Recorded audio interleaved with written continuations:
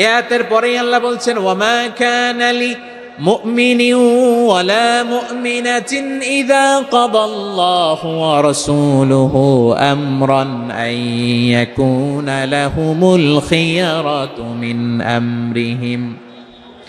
আল্লাহর পক্ষ থেকে কোনো বিশ্বাসী নারী পুরুষের সামনে যখন কোনো বিধান আসে, কোনো আইন আসে, তখন সে আইন সে মানবে না এমন কোনো অপশন তার নাই। মানলেও হবে, না মানলেও হবে, এমন কোনো অপশন আছে নাকি বলেন?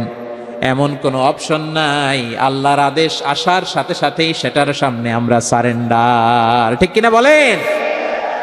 আল্লাহর আদেশ আসলেই সারেন্ডার, আল্লাহর কথা আসলেই সারেন্ডার। এখানে আমার কথা চলবে?